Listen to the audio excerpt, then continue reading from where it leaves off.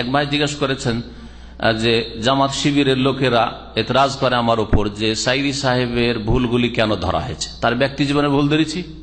তার দাড়ি ছোট না বড়? হ্যাঁ, ভুল ধরেছি। তার লেবাস পোশাক কেমন ভুল ধরেছি? তার পরিবারের সাথে কেমন সম্পর্ক না সম্পর্ক খারাপ ভুল ধরেছি? হ্যাঁ, তিনি ব্যক্তি জীবনে কিছু টাকা পয়সা বেমানি করেছেন বা কিছু করেছেন নেতা হয়ে ভুল ধরেছি? এগুলি ভুল ধরা জায়েজ নাই ব্যক্তি জীবনে, যার দ্বারা অন্যের ক্ষতি না হয়। কিন্তু যেগুলি আকীদার ভুল, সুন্নত বিদআতকে সুন্নত বলা, তারপরে শিয়া খোমাইনিকে বলা, বাপের বেটা বলা, এগুলি গুমরাহির দিকে জাতিকে ঠেলে দেওয়া। জি হ্যাঁ, গুমরাহির দিকে জাতিকে ঠেলে দেওয়া, এগুলো ছোট কথা নাই, এগুলো আকীদার বিষয়। বেশ কিছু আকীদার বিষয় রয়েছে আর কিছু হয়তো মাসলা মাসাইলের বিষয় রয়েছে। সুতরাং এই ক্ষেত্রে সতর্ক করা ফরজ। আমি একটা পয়েন্ট, আমি এই প্রশ্নটা বদরে করেছিল এই গত 2 সপ্তাহ আগে, তার উত্তর বলেছি, এখানে বলি, হয়তো এর আগে বলিনি।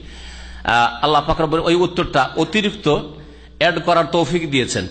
সেটা হচ্ছে যে যদি কেউ ভুল গাইড করে থাকে ধর্মের নামে, তো গুনার বোঝাগুলি যারা ভুল পথে চালিত হবে ওর উপরে চাপবে না? চাপবে না? চাপবে, ঠিক না? আচ্ছা, ওই লোকগুলি, যেই লোকগুলি ওর ভুল মিস গাইডের কারণে গুনাহে লিপ্ত, শিরকে লিপ্ত, বিদআতে লিপ্ত, ভ্রান্ত আকীদা, যে শিয়াদের সাথে হানফি শাফির ইখতিলাফি হয়তো আছে, অথচ আকীদার ইখতিলাফ, অথবা এইরকম যা ধরেন জাল হাদিস বয়ান করে মানুষকে গোমরাহ করা, মিলাদের বিষয় ইত্যাদি, এসব বিষয়গুলি হতে আছে। তারপরে সাইয়েদেনা সম্মিলিত দুরুদ পড়া, সম্মিলিত মহব্বতের জিকির পড়া, এসব যে বিদআতগুলি আছে, এগুলো থেকে সতর্ক করলাম। তাহলে তার কারণে, তার ভুল বক্তব্যের কারণে অনেক লোকেরা যে গুমরাহ হচ্ছিল, তাদের ওই গুমরাহ লোকদের সংখ্যা কমে আসলো না? আসলো না? কমে আসলো না? আসলো না? যত সংখ্যা কমবে গুমরাহ লোকের, তত তার গুনার বোঝা হালকা হবে না? হবে না? তাহলে সাইদি সাহেবের খারাপ করলাম না ভালো করলাম? বুঝেছেন লজিকটা? যদি তার বক্তব্যের কারণে 1 লক্ষ লোক গুমরাহ হয়ে থাকে, 1 লক্ষ লোক গুমরাহ হয়ে থাকে সাপোজ ধরেন, আর আমি তার ভুলগুলি ধরিয়ে দেওয়ার কারণে 50,000 ফিরে চলে আসে, তো 50,000 লোকের যে গুনাহ ওর উপর চাপত, তাতে থেকে তো তাকে মুক্ত করলাম, তো তার তো খায়রখাহি করলাম, তার আমি হিতাকাঙ্ক্ষী। বোঝা গেছে?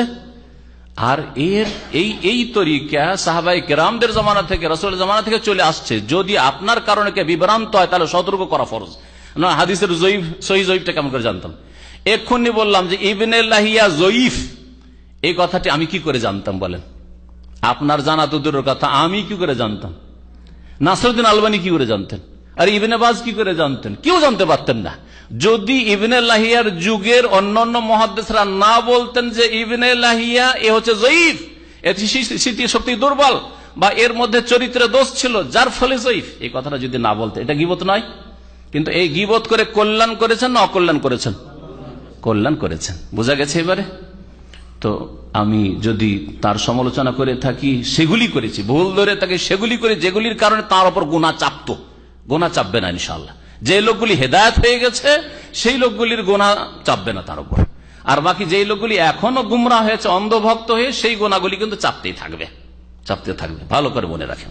ওয়া সাল্লাল্লাহু আলা নবিয়িনা মুহাম্মদ ওয়া আলা আলিহি ওয়া সাহবিহি আজমাইন।